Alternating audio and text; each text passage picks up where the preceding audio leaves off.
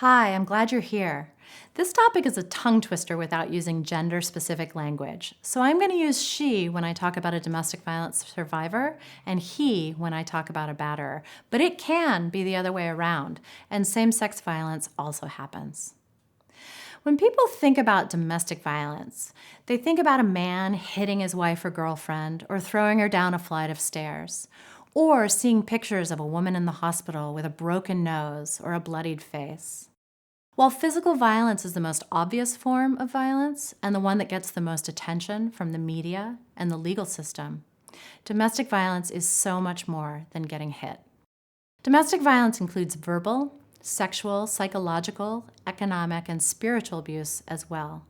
Verbal abuse includes calling someone names, putting them down in terms of their looks or abilities, criticizing or insulting them publicly or privately, lying to them, starting rumors about them, or making them fearful by yelling or threatening them.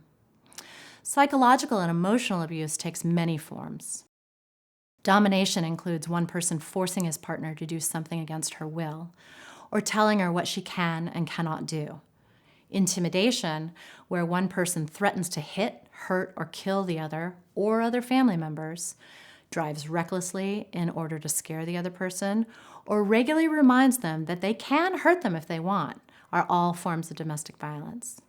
Isolation is another common form of abuse, and this one can be particularly damaging because it cuts a domestic violence survivor off from the very people who might be able to support her, help her identify the abuse, and make good decisions about her future. A batterer will isolate his victim by preventing or discouraging her from seeing her family or friends, or refusing to let her leave the house, go to work, or go to school. Some will even go so far as taking away the car keys, removing the home phone line, and keeping the cell phone away from her at all times. Batterers with children often work night and day to turn them against their mom. Sexual abuse includes rape and other unwanted sexual activity, criticizing sexual performance, forcing someone to watch pornography, forcing someone to watch the sexual abuse of their children, or knowingly exposing someone to sexually transmitted infections. It also includes sabotaging birth control or not letting someone use the birth control.